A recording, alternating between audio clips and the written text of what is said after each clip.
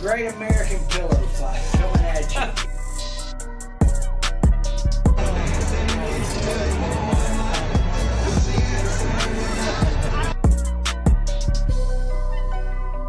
Who's that saying sweet flag? Bird was installed, and when we all went piling out.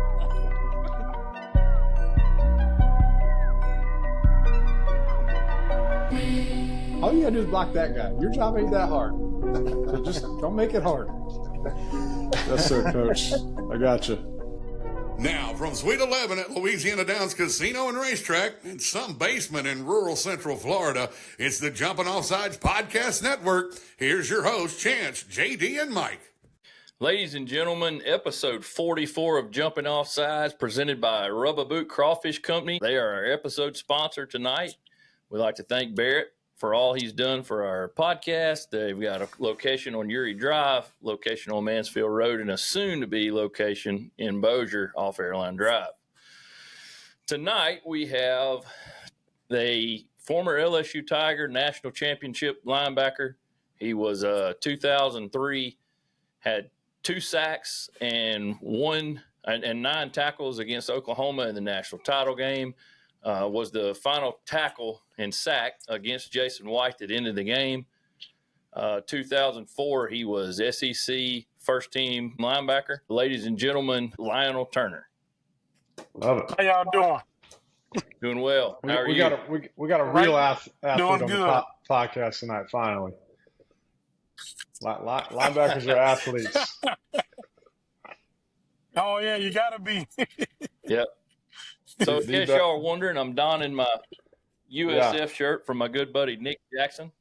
Graduated from USF. He lives in Nashville now. He's from Tampa. I wore this just for Mr. Mike Pearson and our co-host Chance Gant that's out coaching football tonight with his son. So he's out. So just for you, Mike. Yeah, them USF Bulls came up to our home stadium and just took a piece of my heart. You know, they left Gainesville and back to Tampa. So. That's why I'm donning. Oh, they say they're going to South. I'm donning the black shirt tonight. They're going to South Miami this weekend. Listen, they got to go to Miami this week. So. Yeah. I would love to see them keep shocking the world. I think the best thing that can happen for Florida is for them to beat Miami. So. Oh yeah, they won't talk about them as much. Yeah, it won't be so bad. So. I mean, everybody's ready to fire the coach down there, and you know, Mike, I know you might have been one of them last week, but. You know, I mean, look at it. Notre Dame lost to Northern Illinois last year, and then they ran the table, made the playoffs, heck, made the national title game. So, I mean, right. You know, I think their schedule might be a little bit easier than the one y'all have got coming up. I think that the stretch you have coming is probably the hardest one in college football history. Like, oh, my God. Like, you know, last year was the same. It's tough. I'm agreeing with you. I think, you know, I do hope that this is our Northern Illinois moment. You know, I was definitely not happy leaving the stadium Saturday night. Obviously, we had a lot of really great festivities going on. We're celebrating our 2000 SEC championship with a bunch of old buddies and seeing some faces that, you know, we see frequently and then a few we haven't seen in years. So that was just a great time. Coach had a lot of great things to say. You know, he's one of those guys. His memory and his mind is sharp as ever. So just having him there and celebrating with him, getting to go out on the field during the first quarter, you know, just a great time. But then obviously the ending of the game didn't sit well with any of us. And I was definitely ticked, and like any Gator fan, and just like Coach Napier and the guys in the locker room were.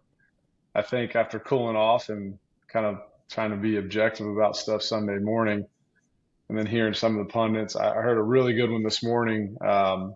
Marty, the guy on ESPN, I think he said something that was really true. And I think it reminded me again, there's a lot of moving parts that go into winning. There's a lot of moving parts that go into culture. There's a lot of moving parts that just go into your organization.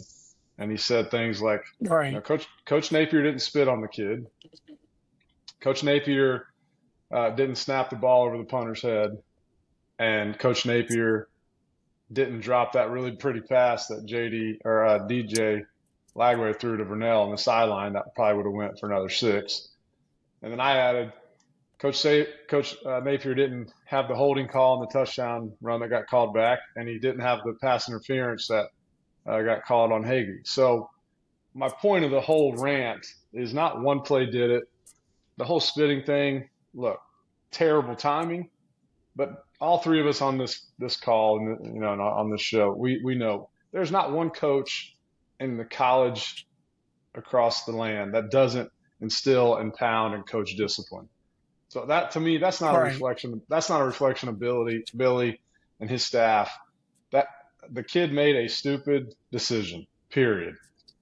I don't know how else to say it, and I'm sure we've heard all the kids step up for him. That piece doesn't bother me. That's not a reflection of Billy. That's not coaches coach discipline. That kid had a terrible moment, and maybe the fact that he saw it 2 days earlier in an NFL game, I don't know. But moving forward, because we have to, is we still have all of our, goals and aspirations in front of us. But with that, I think Reese Davis had a really good, breakdown. I think it was 2 days ago on Dusty and Danny, but he said, everyone wants to keep saying, hey, he did a great job of not having the guys quit on him last year. Hey, he did a great job of bouncing back when they had kind of a similar scenario. But at the end of the day, and Coach Napier would probably say, yeah, we're all right, But at the end of the day, Coach is being tasked and challenged with making us a relevant, talked about ball club and organization at the end of November. He's not being paid to just make sure kids don't quit on him. So that's where I want to see us do this. And again, I think we still have this year in front of us to do this.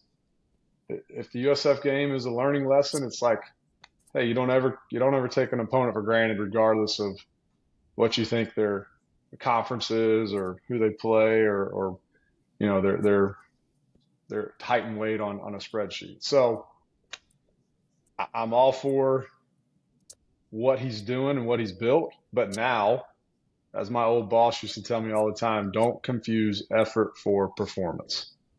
Because there's a lot of people out there that are trying hard. There's a lot of coaches that are making sure the kids don't quit. But when you're at this level and at this league and at this college, the expectation is not, hey, let's just make sure the kids don't quit. It's, we need to be in the mix into November. And yeah, the schedule and all that stuff, hard.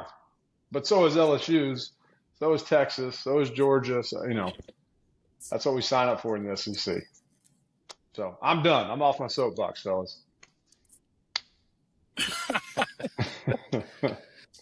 Well, I mean, I look at it from the standpoint of, there's a lot of people that have been saying all week about, it's just going downhill. He's 20-20. I mean, Mike, there's things that happen behind the scene. Sure, and we don't really talk about. Yeah, but think when he first got there, there were things that we know that we can't say, and you're not going to go out on a public forum and say that because there's kids involved and all that kind of stuff. So I think he's had a little bit more of a leash than he would have, most people. But at this point, he's going to have to prove it. You've got LSU this week. You got at Miami next week. I think personally that game this weekend is going to be a dogfight. It always has been. Very few times, other than Mike when you played back in the early 2000s, but in the last 20 years, from the time that basically Lionel played till now, it's always been really good, tight games. Yeah. I think that you'll see a lot more this week because I think they're going to come in pissed off. LSU didn't play real well against Louisiana Tech, especially on offense. Defense played really well, but we'll see if they're pissed off and they play offense a little bit better than they did this last week. So I guess we'll see from that standpoint. What's your take on it, Lionel? Yeah, I know I done been in some of those games, like with LSU. You coming off a big win from Clemson. You looking at Louisiana Tech. Oh, we could beat them. They in this conference. Same way with Florida. They was overlooking UFC, thinking about LSU. It's just something that you Hmm. do. Is a natural thing because you think, well, I'm Florida, I'm LSU, they UF, and this is Louisiana Tech. We better than them. So then when things get tough, you're like, oh shit, we got to get going. But my take on Billy, everybody always say fire the coach. Now the first thing the fans say, 99% of those fans ain't never put on shoulder pads, cleats, anything. They Yep. don't know nothing about football. And that's the easiest thing to blame the coach. But like you say, the coach ain't out there blocking. All he's doing is calling the plays, putting the best people out there that he thinks could get the job done. Well, sometimes the job don't get done. It falls back on the coach. But, man, you got to give him a chance because when he first went to Florida, it ain't like he was handed the golden ticket. Because none of these coaches really Yeah. were, except for the Alabama coach. He was handed a golden ticket with players. And so a lot of these coaches come in and got to turn these programs around. And I think he done a good job at ULL.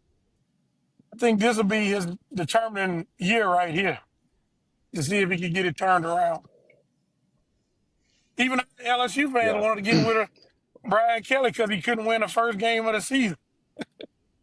I'm like, are y'all serious? They go on to get double-digit wins just because he lost the first game. Y'all want to fire him. I say, man, that's people that don't know nothing about Yeah. football. On behalf of Jumpin Offsides, we'd like to thank our presenting sponsors, Rubber Boot Crawfish Company. With 2 locations to serve you on Youree Drive and Mansfield Road, don't forget to ask about the 5-pound box special. Tell them Jumpin Offsides sent you. Well, Yeah. Lionel, tell us a little bit about, obviously, because before we started, you were mentioning you were Saban's first class. You kind of had a similar ride, if you will, of having to reinvigorate a program. So kind of give our fans here and even myself, because obviously I know of you, but love to hear the stories about when you came in as a freshman to obviously the great career you had. So give us a little bit of your take on that rebuilding process, because you came in obviously when LSU was taking their lumps. So and you left Yeah, they were taking it left it along. better than you found I'm it, gonna for tell sure. you, in the recruiting process at the beginning, LSU wasn't on my mind because they wasn't a dominant team like they are now. So I really wasn't thinking about LSU. Hmm. Then when Saban came, well, I actually committed to Jerry Donato because I talked to my parents and they was like, it's going to be hard to travel to all these games. You're so used to us being at all your games. So you need to make a decision somewhere close. I was like, well, I might well just stay at home in LSU. But Saban recruited me at Okay. Michigan State. I was like, man, that's way too far away and way too cold. Too So when he too ended up cold. getting hired at LSU, I was like, okay, this is the place for me. I had 2 cousins that Yeah. played there before me. Rayon Hill played safety, and Ryan Clark played safety. So, and me and Ryan actually Okay. played 2 seasons together at LSU. So that kind of made Okay. it easier with the transition. But my freshman year coming in, it was a little tough. You go from high school to being the man to playing the freshman year. You're like, am I gonna get in? Am I not? Well, I didn't really let that frustrate me. So I said my time would come because they had some good linebackers in front of me. We had Jeremy Lawrence, Brady James, and Trey Falk. But I knew my time would come. So when I got the opportunity as the years progressed, I just took advantage of it. And every year we got better and better. And so that's what that was with that. Now, after we won the championship in '03, then they won it in '07. They was like everybody expect them to win the championship every year. So Yeah. that put a lot of pressure on the Yeah. players and the coaches with that. Yeah. Right. Yeah. I knew he was going to ask that. Well, I got to know. I mean, I know what my record I don't was think when he I heard you. played against LSU, but just curious what Lionel's record was against the Gators while he was there. I know we beat them freshman year. They beat us. We beat them in the swamp in 2002. They beat us in 03 because that was our only loss, and we beat them in 04. So 2-2 So against them. he ain't in Shreveport or Baton Rouge anymore. Yeah. But yeah, I going back to his journey and path. You know, it's one of those things where, I mean, heck, he came in 2000, Yeah. and when he left in 04, I mean, they'd won a national championship. I don't know. I can't remember what they did the following year, if they played for the SEC or, you know, where No, they were got in the beat by mix. Arkansas. Yeah, they were in the mix and got beat by Arkansas. That was that miracle on Markham where Arkansas Okay. threw that Hail Mary, and it ended up getting caught, and LSU didn't make it, and then they ended up getting beat by a damn Hail Mary against Iowa. And Saban, that was pretty much Saban's last game. He went to the Dolphins after that. So Okay. On behalf of Jumpin Offsides, we'd like to thank our presenting sponsors, Rubber Boot Crawfish Company. With 2 locations to serve you on Youree Drive and Mansfield Road, don't forget to ask about the 5-pound box special. Tell them Jumpin Offsides sent you. No, we were talking a bit when you broke up. You know, you're one of those great examples where it takes time, and people have to give people time for guys like yourself and other freshmen and, you know, some transfers that come in to mature, to get physically Right. better, and then 2, I think, you know, like your defensive coordinator, the defense is playing at a higher level right now, I would say, than the offense at LSU, and that's because now you've got a second year with your defensive coordinator. Kids are understanding the terminology. They get how I think it's Brady. Is that the coordinator for you guys?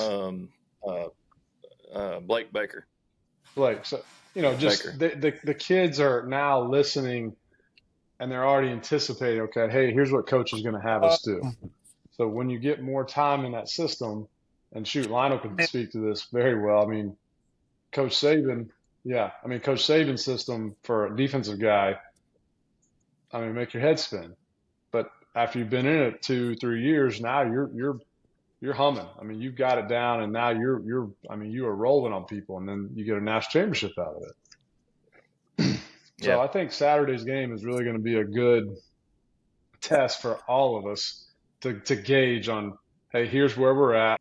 And it's going to be a great game because we know that is. We know anytime you get a wounded Gator, if you will, they're going to come back fighting, right? And Yeah, that's for you sure. you guys have something to, you know, you got to get that bitter taste out of your mouth too for a game that you knew probably should have been one of those 77-0, you know, games that a few of our teams had out there last week. Well, I think, you know, Louisiana Tech's pretty well coached. Yes. I mean, there's a lot of people that have put, you know, the head coach on the hot seat for this year. But I felt like they came into the game, they ran like a 3-3-5, and they dropped a lot of people in coverage. They played man a lot, but, you know, they got a lot of pressure on Nussmeier. And to me, I think it was good for them to see that early from a team that, you know, they weren't anticipating struggling with. And then when they did, they're like, oh, you know, you got to step it up. I mean, it's fixing to be SEC play. And, you know, the kid that y'all had last year that just dominated us up front, I think he'll be back for this game, correct? Yeah. But to that, Mike, I mean, is it the D lineman that y'all had last year that disrupted us so bad in Gainesville, he'll be back this week? I believe so. You know, and that's one of those guys that we miss, but it's you know, move on. But he'll be all jacked up. You're talking about the DN, right? Yeah. Yeah. I can't think of his name right now. I know he's number 44 when he was with us, but you know, this is one of those traditional games. You know, whenever we strap it up and LSU comes to town, Yeah, he number 44 for us. Okay. Yeah. Which that was a weird kind of negotiation is the only word I can think of it. Where no, he demanded that he was in on like I think 85 or 90% of all third down plays for the defense. Look, it goes back to that NIL stuff. And Lionel, what's your opinion? I mean, good, bad, and different of NIL. Man, it is so crazy with that. Understand paying the kids now, because I know when we was in school, we would get a scholarship check $190 a month. But then in the early 2000s, that was some money you could have. But in this time frame, that ain't no money. But some of the deals that those kids are No. getting, you like, man, that's crazy. And it's changed college football. Because the thing with that, when we Absolutely. played, you signed a scholarship to the school, you was loyal to the school. Now they get an NIL deal. Okay, well, I'm going to stay here a year or so. I'm going to go to the highest bidder. It's like they not obligated to nothing. So I'm like, are y'all making them sign contracts? No, because if you sign a contract, you'll be an employee of the school. So they not making them sign contracts. So they just get as much money as they can. And a lot of them guys ain't producing. They get money just to get it, and they don't have no love for the game like people used to. They can Right. say what they want. A lot of them love the game of football. No, you love it because you're getting all kind of money. You ain't loving Yeah. it I like we used to love it. to your point, when we were coming up to the facility on Friday night, and I was with my two younger boys, and my 60-year-old said, "Dad, is this the players' lot?" I said, "Yeah, bud, it's the players' lot." I mean, you talk about. I mean, I want to say there were 2 Lamborghinis. There was a bunch of TRX, those big Dodge trucks. There was a bunch of Dodge Right. Chargers, all tricked out. I mean, when we were in school, to LT's point, like, man, we had a scooter. We were happy if we had some gas in it, and Right. if we had If any somebody money had a left car, over, yeah, we were going to be, yeah, filling one up person had our a buddies' car, you all gas. calling up in there. Yeah. Yeah, yeah. So, and It's just like, man, listen, this is crazy. I'm not against, we've said it multiple times. I'm not against the guys getting paid. I think Right. there's got to be some guardrails. I would like to see some sort of, I'll say containment versus contract of like, hey, here you're signing with the school. It's a 4-year deal, but I keep going back to it, and I'll say it until it either happens or gets fixed. Is they also got to fix the coaching problem, because the coaches can jump around Right. willy-nilly See, whenever that's they the want to thing. as well. That's what the whole deal with that too. I say them coaches, they'll go to get a better deal and go somewhere else, and you kind of leave the kid stuck. Well, he recruited me. Right. When they bring in another coach, you might not fit into what he has, Sure. especially on offense. You might not fit into his style. But Exactly. man, they Yeah. got to have some structure on that NIL, because man, it done got out of hand now. And I think they're trying to move to it. I think they're working towards it. It's like anything else. I always say the NCAA and the college football playoffs is always usually like 1 or 2 years behind, and then they kind of Right. they get their stuff right. So Yeah, because well, JD, now when you get kids going, I wanted to ask Lionel too, like, what was it like going from being basically a doormat in the SEC for a long time to, y'all won the SEC championship game in 2001. You were a redshirt freshman, I believe. Yeah. Mike and them had beaten y'all that year, and then they got beat by Tennessee. Whooped them in 01. Oh, Let's yeah. just say it right, Hey, boys. And then I'm didn't gonna even give win him the that one. conference. Yeah. So no, we were We were licking our chops when we were going to play y'all again if we beat Tennessee, but we did the same thing. We overlooked it. Anyway. I think you were looking ahead, probably. Yeah, we were. Probably looking ahead, and it didn't happen. But anyway, what was it like, Lionel, to go from that to that point where in 2003, and I know, if I'm not mistaken, did you have 2 pick sixes against Georgia that year, one in Baton Rouge and one in the SEC championship game? But the one in Baton Rouge was just a regular interception. But in SEC championship, it was a pick 6, yeah. Same exact play. They run the same play? Yeah, they ran that same play again. That year, we just had Georgia's number. Yeah. Oh, David Pollack. Oh, yeah. But what was it like going from where you were to that and then playing in the national championship game? Like, it and it being in New Orleans and everything, like, what was that whole ride like in that year? Because I know I went to a lot of games and, the atmosphere was like crazy for like 2 years. Right. Yeah. What was all that like, and how was Saban and Muschamp to play for during that time? And I tell you what, Coach Muschamp, one of the funnest coaches to play for. He would get you fired up to play.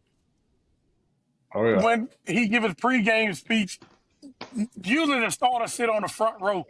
Nobody would sit on the front row because he had started hitting clipboards, hitting people in the chest, knocking water over. So all the starters would be like, I'm going to move back while he give his speech. I'm going to give him a shoulder pad. But he would get you fired up, ready to play. And just to get that change, it felt great from being the team that everybody wanted on their schedule in the SEC. We got LSU to almost being a dominant team like, oh, no, man, we don't really want to play them this week. And that was a great feeling to be part of that change. Like I always tell them, we set the standard for them. Yeah.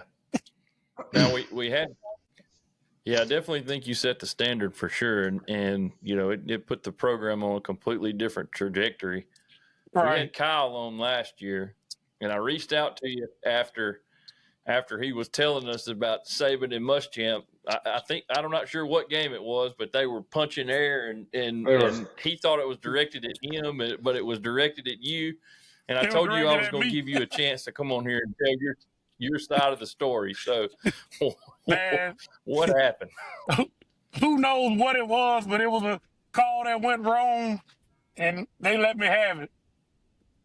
And the thing about it, he didn't care who it was. He'd let you have it.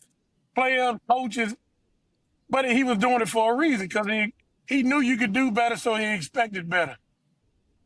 And like I say, I tell people, it got a thing go around on the internet. They be sending it to me during football season.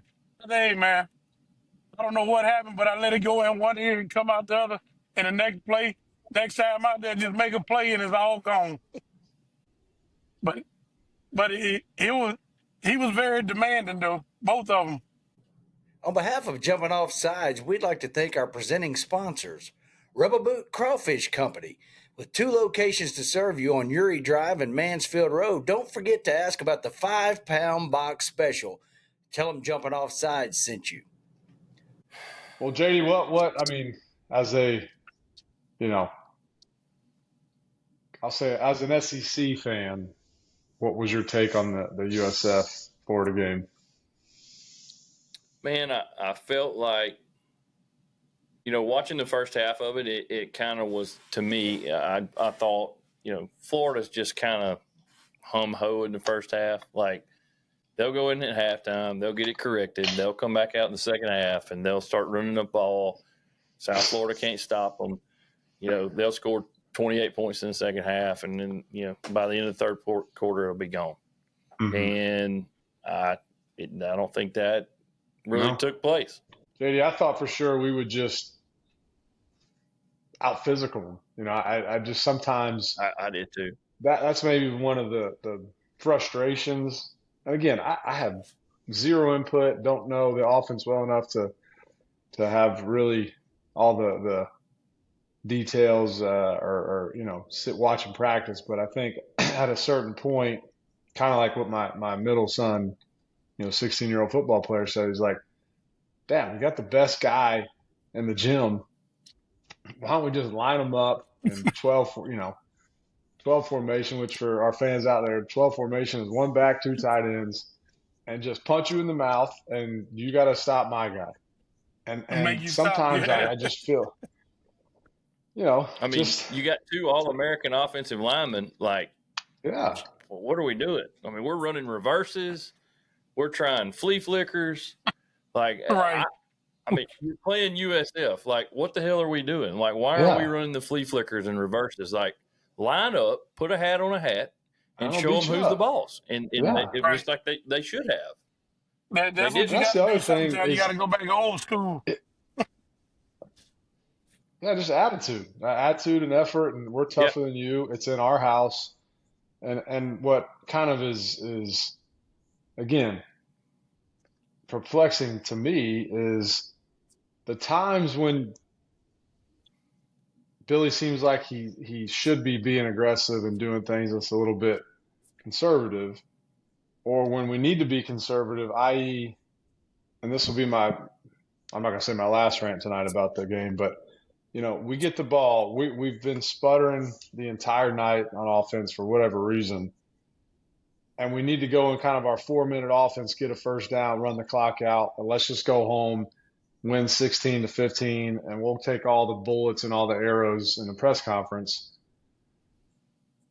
And here's what I've said. Look, it was most likely, it was definitely an RPO call coming out of the huddle. And again, if DJ hits, I think he threw it out there to Trey Wilson on that play that when it went incomplete. It was the right schematic read. It was 1-on-1. They had crowded the box. Trey's out there on his own. He flips it out there. Corner's off. It's going to be a first down, or he could slip out of tackle and take it to the house.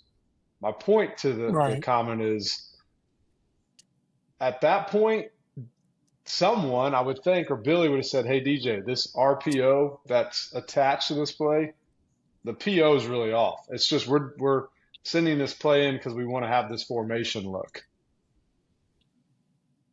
So we throw the ball here, so incomplete, run maybe, I think it was 3 or 4, whatever, 4 seconds off the clock. Then we hand it off. Then we throw an incomplete. We run 27 seconds off the clock. Like, that would be a time where I'd be like, okay, hey, this is when I want the Billy ball. Let's be conservative, hand it off, run at least a minute and a half off the clock. So that one I would still love to have a conversation. And again, he don't know nothing to nobody. He's doing his thing, but I would just still want to understand like what the dynamic was in that instance to then go, okay, well, hey, I see what you mean. Or okay, then see that, I get it. Again, if he completes that pass on first down, we're probably talking about, like I said, we won 16-15. We didn't look like a very solid ball club, but hey, we're 2-0 and we're going into LSU, still ranked. Yeah. But I think if you're on the road in a situation like that, I'm not saying that you throw the ball on first down, but if you run it on first and second down, they're expecting a pass usually on third down, but there's the play action. There's also different options there. And if you gain a couple yards on the first 2 down and you're looking at 3rd and 5, it's a lot different when you're on the road versus when you're at home. I mean, there's even if you have a lead right there, you're on the road, you're looking to get another first down. You're at home, you got the crowd behind you. You run the ball first and second down, and if it's something that you feel like is a 100% completion that you're going to get, then by all means, try to get the first down and ice the game.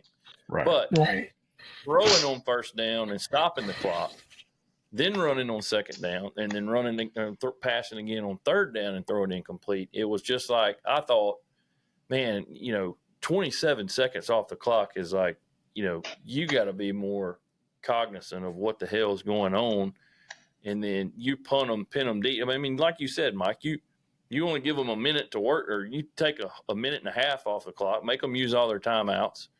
It's a completely different situation when they get the ball, 1st and 10 on the 20. Right. Versus with a minute and a half to go versus first and 10 on the 20 with 3.5 to go. Right. That's the thing is Right. they were able to run their last drive. They ran their offense. They didn't have to have a sense of urgency, and that's where again a frustration point for me of like we didn't stress their system. I don't think. Now, granted, I'm sure Billy and the coaching staff would give us every thought and every reason that we're not aware of. I just, as a kind of a football guy, I know I need to eat clock here. I also know that, again, we've talked about it in the past. I don't know how much football, like 101, and I'm not saying DJ's not a smart guy. That's not what I'm getting at. I'm just saying in general, the kids don't watch ball like we all did, like because they've got so many other things that keep them occupied and keep their attention. But like, I don't know if they realize like, hey, my goal here, number one is we need to get a first down, but maybe more importantly is we need to work some of this clock and take away some of their chance to get the ball back and move the ball around. Because it's like anything else. I would much rather have all my timeouts and an extra minute on the clock versus giving me field position and only 20 seconds on the clock with no timeouts. Because everybody's in this panic mode, and kids, they just get all, kids are kids, and they're not as they haven't had as many reps. They haven't had this. Again, it's early in the season, so that's what I go to again. All of us on this call or on the show know, hey, their offense has not been stressed other than in practice and I don't say two-a-days anymore because nobody has it, but in preseason camp, their 2-minute drill, it's still somewhat scripted. It's still all, contained. Like because the week before, they didn't have a scramble drill, 2-minute drill because they were up so big. They worked the clock and did what they were supposed to in their game. So, anyway, it's just frustration that I'll never know the answer to. But I'm a big believer Billy's doing what he should be doing, but now we just have to perform. We have to execute. I hate to say this, and Lionel can probably back me up on this, but it seems like Billy Napier has a lot of Les Miles in him. And you win games you're not supposed to win, or you don't think you'll win, and then you lose games that you're supposed to win. Right. And you've got this offense that, I'm gonna run my offense. I don't give a shit what anybody says. This is how it's gonna be. We're gonna run that little weak side toss, with only about a quarter of the field to work with. I don't care what anybody says. We're going to run that toss over there, that toss dive or whatever the hell it was they used to run. I see a lot of that because it seems to me that, Napier is so bullheaded on this is how it's got to be. This is how I'm going to do it. It's my way or the highway. It reminds me a lot of that. And so trust me, I know the feeling. We know the feeling because we sat through a lot of that crap for years. Right. Just like you said, Mike. Like I just want to know what the hell he was thinking. Like why? You never. We went through it from 2007 till he got fired, and we still don't know. Hey, Right. That's like with him in 2012 when they played Alabama in the national championship. I'm like, that running in that little post, they waiting on that. You continue to do it. I'm like, geez, I got the stadium. I'm like, man, I've had enough of this shit. Oh, I left too. I'm gonna have to wave the white BS flag on YouTube, fellas, because I just looked up Les Miles' career record. That sucker was pretty dang good. So let's just. Well, I don't think. Here's my point. I don't think y'all lost too many games at all when he was there.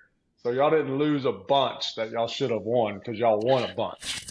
First of all. But the point of it is, though, Mike, is that they were all head scratchers. Like we should have beat a team 40 points, and we have to, prime example, 2006. Lionel, you weren't there then, but 2006 at Auburn, we run the ball. 3 straight possessions, 3 straight downs, 4 possessions in a row, and it's in the fourth quarter. We ain't even thrown the ball yet. Run, punt. Run, punt. Run, punt. And then it's like, oh shit, we need to throw the ball. We're down, and then it's too late. Right.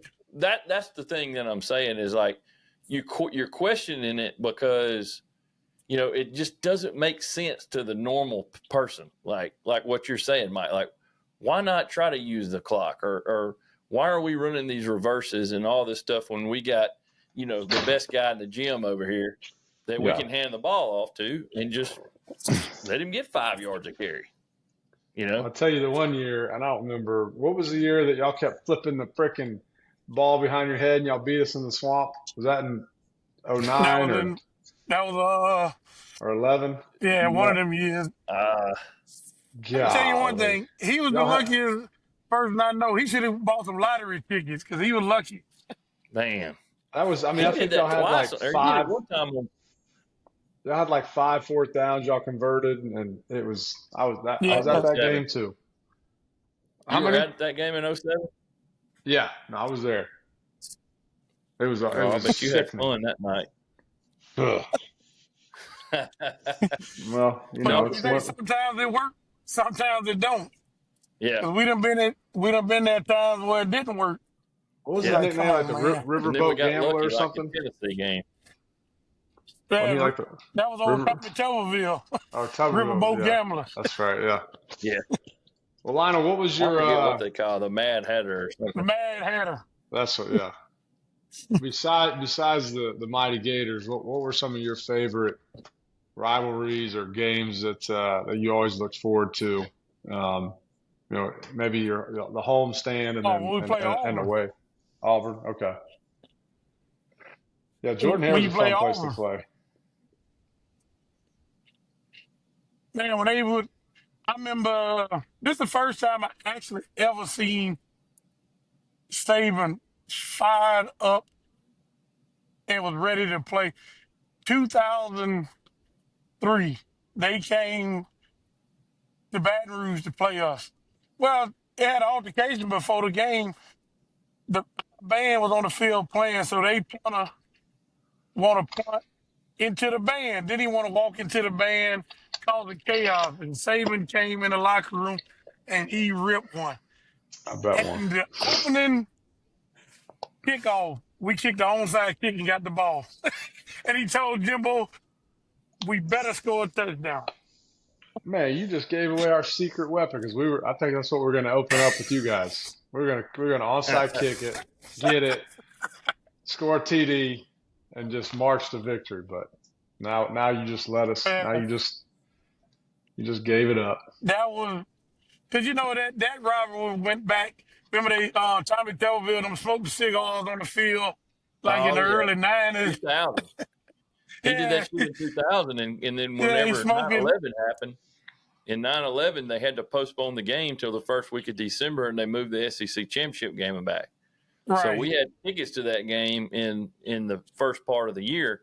So then we got to go down, in the 1st of December to the game, and the student section was just passing out bags of cigars. And then we won the game, and then we were all lighting them up, and it was just one big cigar inside the stadium. I could have ruined that whole dream. I could have. You could have, but it didn't happen. I know, but it didn't happen. We laid an egg against Tennessee. I would have loved to have played y'all again, Mike. I mean, come on, it would have been good. I mean, and that's what's crazy. LSU and Florida have never played each other in the SEC championship game. Yeah, that's crazy. Y'all didn't want none of us that year. I promise you that. None of us. Because it would have been worse. We'd have whooped y'all 55-0. Who'd y'all play in the bowl game that year? Lionel, Maryland. Did y'all play Illinois or y'all go to the Sugar Bowl and play Illinois? Yeah, we played them in the Sugar Bowl. Kurt Kittner. Sugar Bowl was always good to us. We always played there. JD, what's another game that I can't talk about my Gators anymore about USF? What's another game that had you scratching your head a little bit? Now, I thought that Oklahoma really showed up. I mean, I felt like Michigan, you know, that all the talk about Bryce Underwood. I mean, you know, he was committed to us for all those years, but 2.5 years or whatever he was. But you know, I kind of felt like Oklahoma really finally showed that they can compete, and so Right. you know, it was going to get back. They're not going to be a doormat in the SEC. They just got too much history, and you know, that place up there is really, I don't know how to say it, but you know, they love their football up there just like we do. Sure. They got a lot of tradition, a lot of history, and I knew it was going to be, you know, kind of a, you know, it was going to take them a few years. But the one that really shocked me was Vanderbilt going to Virginia Tech and putting an ass whooping on the Hokies. Yeah, big time. That shocked me. Wasn't expecting that one. I'll tell you what, Diego and the coach, they've you know, it's similar to USF when you've got a group of young men who buy into what the coach is, you know, putting out there. They don't take no for an answer. They're willing to spill their guts every single game. Because Lionel and I know this very well. There's always those games that we had where our guys were kind of, before it was a cool catchphrase, like there were guys making business decisions. I mean, we had some guys, after first quarter Kentucky, this doesn't really matter. Maybe my back and my hammies hurting a little bit. But these guys from Vanderbilt and USF, I mean, they are putting their guts and laying it out on the line. And that's typically why they can't sustain it, just because it's just hard to you know, be a berserker every single game. But that 34 to nothing second half they put on the Hokies might have, you know, talk about another coach on the hot seat. The Virginia Tech guy might be, you know, and that's just the world they all live in. They accept it. They don't shy away from it. They're not stupid. They don't bury their head in the sand, and they just have to go do their thing. I think the other game that I liked, because I picked it up. Oh, for sure, yeah, and it helps a lot of clubs. It gets kind of some parity.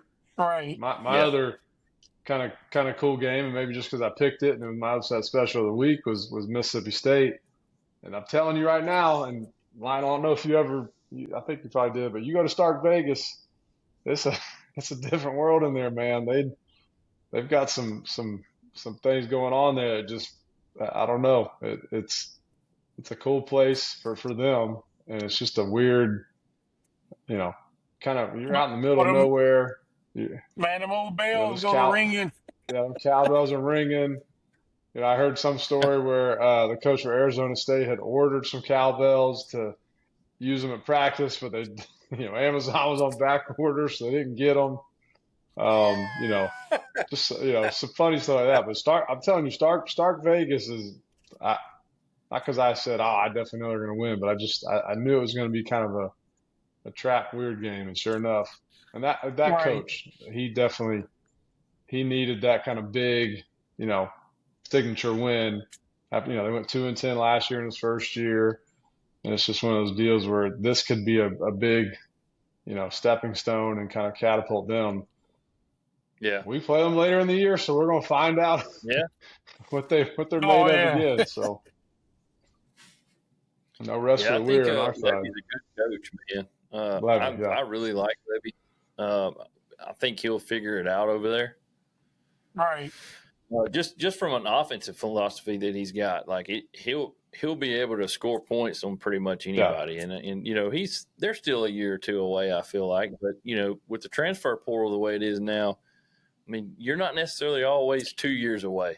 I mean, it might be this year. You just those kids start playing good, and you have an injury or two here or there for somebody else, and you know you're in the hunt. So it just depends. And you can look at Florida State with that. They got them. They bought them a roster. They did that. They look like the Florida State of old. They look fast, physical. They look scary. So. Oh yeah. Yeah. I'm, Well, gl- JD, let's I'm glad we didn't have to play them again. let's get some of our pick'ems and see. I'm trying to find my sheet from last week. I think I did pretty well other than the I Florida didn't game. even do a sheet last week. I'm gonna have to go back and check it, but I know I lost y'all's game. I don't know about the rest of them, but for And sure. Lionel might be wondering. So Lionel, I always represent the Army Black Knights because my son is a freshman plebe up there, and they had a big win. And what's really cool about them is similar to USF, they had a big win and they got paid to beat the team. So those are always Oh, kind yeah, of they get paid for that. the little cherry on top. You know, they go to Charlotte and I think they made $1 million, and I'm sure we probably paid USF a couple million. I think they said like 500,000 or something. They paid them. They And definitely you be they looking got for a refund. Tell them, yeah, right. let me get my money back. Florida Fans for paid sure. UCF too. USF. Oh, listen, and that's what I said. We paid our team to come in and whoop our tails too. So On behalf of Jumpin Offsides, we'd like to thank our presenting sponsors, Rubber Boot Crawfish Company. With 2 locations to serve you on Youree Drive and Mansfield Road, don't forget to ask about the 5-pound box special. Tell them Jumpin Offsides sent you. I think So we're gonna make some picks here, Lionel. We're gonna go through this list here. You're more than All right. welcome to pick with us. We're gonna start out with Clemson at Georgia Tech. Clemson is a 3.5 point favorite. The over and under is 54.5. Who do you got in that one? I guess I'd take Clemson on that one. Mike? I'm gonna go Georgia Tech. I love the QB. I love everything they're doing there. I know he's maybe kind of a little dinged, but I don't like the way Clemson's playing ball right now. I mean, they're down 16 to I'm with nothing you. at home versus Troy. Now, pot calling the kettle black because they did what they were supposed to do. They corrected it and came back and won. But I'm gonna go Georgia Tech because it's at home. Obviously, GT to cover, and then I like the under here just because it's Okay. Clemson ain't showed me much on offense. I'm going to and pick Georgia Tech to win also. Okay. I'm going to go with Georgia Tech, and I'm going to take the under. What was the over and under? 54.5. Oh, yeah, I had to take the under on that one, too. Yeah. So the next one we got is the old Wisconsin Badgers versus the Crimson Tide. I'm going to go Tide's going to win. They're at home. I think Wisconsin will cover. I mean, 21.5, I just feel like is a sucker. Yeah, that's a lot. And I'm gonna take the over here. I think. Who you got, LT? I'm going to roll with the Tide, but I'm Yeah. going to take I had to take what's the over and under again? 46.5. 46.5. Ooh, wee. You know what? I got a little confidence in them. I had to take the over on that one. That's what I did. Yeah, I'm going that too. I think I'm going to take Alabama in the over. Wisconsin might not score a whole lot, but Alabama can score in bunches. Right. Episode as evidenced last week, and I think they're going to figure it out. What Next we got one, I got next, Michigan, Mike? You want to go and I'm down gonna take the let's over. do Oregon. Okay. So Michigan is a 27.5 point favorite over Central Michigan and the 42.5 over and under. I'm going to take Michigan in the over. That's I'm what going I to do did. the same on that one. Yeah. All right. So next we got Oregon State and Texas Tech. We've got Texas Tech as a 22.5 point favorite and over and under of 62.5. I like Texas Tech, but I like Oregon State to cover, and I like the under. I'm with you on that one, Mike. I'm going to take Texas Tech to win. I'm going to take them to cover, and I'm going to take the over. Oregon State is atrocious on defense. We almost were getting in the Honda One Accord, and you decided to get in the Toyota. Yeah, I got in the Camry. All right, so we're going to go to UL Lafayette at Missouri. Missouri's a 27.5-point favorite, over and under 47.5. I'm going to take Missouri, and I'm going to take the over in this. Walker Howard's out for UL Lafayette, so I think he's out for the season, which, I mean, he didn't really impress me against Rice anyway, but. You got Mizzou Yeah, I'm going to do the covering? same. Yeah, I got Mizzou covering and the over. You got Mizzou covering, JD? Yes, sir. Okay. Notre Dame, Texas A&M. I think this. Oh, sorry, I skipped one. Arkansas, Ole Miss. I don't know. I feel like old Ben Crenshaw when he says, "I got a feeling," and this is my upset special of the week. I think the Pig Suey's gonna run a little hog wild in the Grove. So I'm taking Arkansas, and I'm gonna go with the under. I kind of like that, Mike. I think Arkansas is going to be a little bit better this year than people think they are. Yep. Right. So I'm going to take the Pigs, and I'm going to take the under also. I'm gonna join you on that one. There we go. See, now we're They getting got a a Honda. cord, finally. Be one accord. One accord.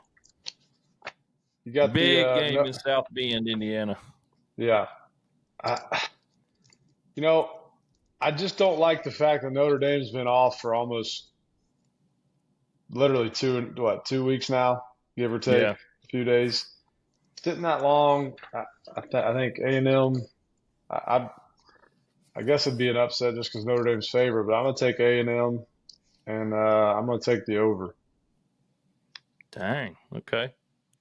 I'm going to take Notre Dame to win the game. I'm going to take Texas A&M to cover. I'm going to say 3-point game or so.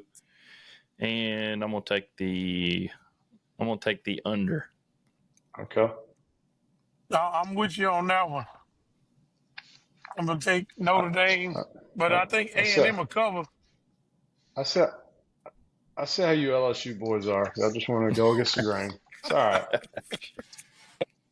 All right. So we got Vandy at South Carolina. South Carolina favored 5.5. You know who I'm going with, JD.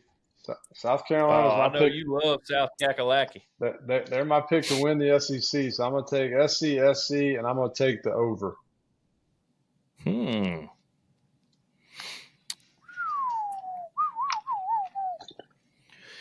think I'm going to take South Carolina, my upset special, but I'm going to go with the under. At the under? Okay. This ain't really a game worthy of an upset special, but go ahead and spew your BS, JD. I'm going with the Fighting Diego Pavias to beat South Carolina in Williams-Brice, and I'm going to take the over. All right. South Florida going down to South Florida, which is kind of ironic. And JD, you look terrible in gold and green. I'm just telling you that right now. You look awful. I'm going to take Miami, but I would honestly love for USF to beat them. It would be pretty cool. I am definitely going to take South Florida to cover, and I kind of like the under on this one. I'm with you, Mike. As bad as I want to pick South Florida to win the game, I just don't think they can do it 2 weeks in a row, like you said. I mean, that's a tough task. You got 2 tough road games. I think Miami wins. South Florida will cover, but I'm going to take the under. I'm with y'all on that. There we go. See, we fit better in the Accord, LT. That's the better route. Yeah. I don't know which one is going to get better ratings or more, viewership, but we got 2 great SEC tradition games going on. So we got the Georgia Bulldogs going up to Knoxville, which was my favorite place to play an away game at. I mean, it was just a huge venue, a really cool scene. I'm going to take Tennessee. I like what they're doing with the QB spot. It's like kind of been that rallying cry where Josh Heupel said last spring, and when Nico left, he's like, "Look, nobody is bigger than the block T, not even me." And I think the team and the whole organization and the coaches down to the last guy who turns out the lights in the stadium and the facility, they're buying into that. So I'm going to say Tennessee wins. I think they're going to cover. And I will take the under, though, because I think Kirby's still going to have the defense giving some fits to the new QB. But I think at home, Tennessee wins this.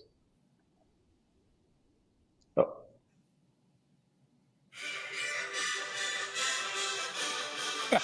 On the gas, Mike. Put it down, I'm taking baby. Tennessee. I'm taking Tennessee, and I'm taking the over. Tennessee to win, upset in Georgia, and I'm taking the over. What you got, LT?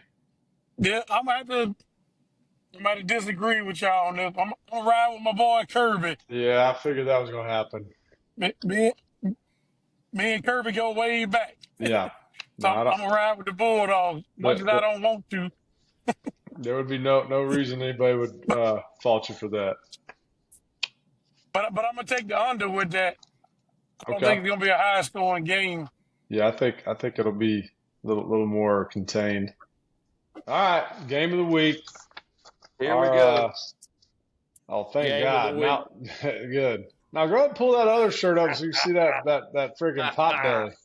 Let's go. Let's go. Look at him. We're doing it. Thank God. We're doing it. Hey, by the way, you still look ugly in that color too, because it don't matter what you put on. Sir. No, sir. Game of the week.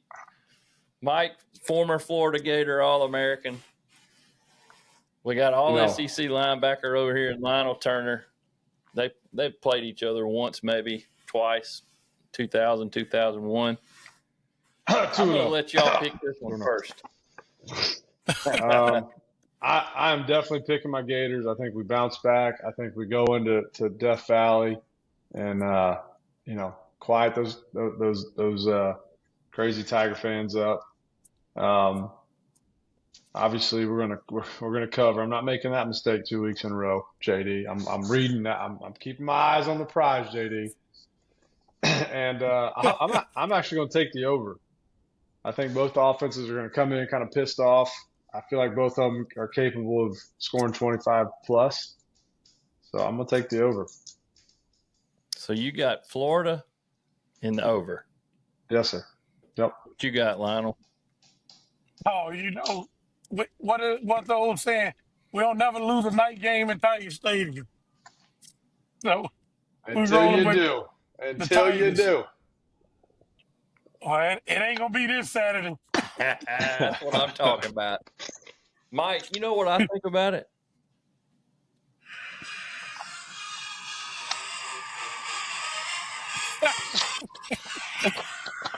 That's what I think about it. I might cut it off to NC 17 over here. I'm taking LSU to win. I'm going to take Florida to cover, but I'm going to take the over. There we go. I think 7.5 is a lot of points. Oh yeah, I think that. I have to say the same with that. Man, that's a lot of points. That's very rarely does this game end up something like that. I think Florida's going to come in pissed off, and I hate our good buddy Chance sitting here to make his pick, but we'll rag him this weekend, Mike, for sure. I ain't talking to him until next week. I'm done with him. Here's what I think is going to happen in the game. I think whoever has the ball last is going to win the game. I think that's going to come down to that type of bloodbath where people are going to be knocking each other out. It's going to be backdoor, just back alley brawl, and both of these teams are going to both of them have some huge status to gain out of this. Florida can kind of get back on track, do their thing, Right. and then LSU, Lord willing, I don't want them to win, but if they do, they're going to be in the driver's seat from many different angles, from the college football playoffs to the SEC to, dominating the college landscape, because they will have, in my opinion, other than USF, but they'll have two of the best wins of the early season. So Yeah. Right. big deal Saturday night in Baton Rouge. My biggest two takeaways for this game are going to be, can Florida run the ball? Can LSU stop the run, Florida's running game? And can Florida get pressure with 3 or 4? If Florida can get pressure with 3 or 4, takes a lot of stress off of their back end of their defense. They did last year. Mm-hmm. And so to me, those are the two keys. Can Florida get pressure, and can LSU stop their run? So Right. I'm with you on that one. The key is going to be the offensive defensive line. Yeah. Because we got a couple people, our center nicked up, how we'll be able to adjust to that. Mm-hmm. And whoever establishes the run, you pretty much control the game. If you're able to run the ball, eat the clock away, you pretty much in the driver's seat with that. Yeah. Well, it's going to be a good one. So Because I know early signs we had to change that up against Clemson. Because in the first half, they dominated the offensive line. Yeah. JD, But then we was able to establish the run. Where will you be sitting in the Death Valley? Well, so, our boy over here has got us tickets in B1 suite. That's right. So You're we're big gonna time. That's right. We're going to be big timers in B1 suite. So we'll be there. Not being no gin pop for you boys, huh? No, not gin pop. Oh, no. This week. Not this week. No gin pop. Hey, if I I got to sit in the gym, I'm just not going to go. I sat on the east side last week, and that sun beat right on me the whole freaking first half. It was hot. Yeah. But I told him I done sat in there enough. yeah. If I can't get in the suite, I just ain't going to go. Yeah. Well, Mike's got some pretty good seats at Florida in the end zone down there, so it's pretty nice there. Well, Lionel, we appreciate you joining us this week. Episode 44, presented by Rubber Boot Crawfish Company. Any final words? Go Gators. That's episode 44. Thank you, fellas.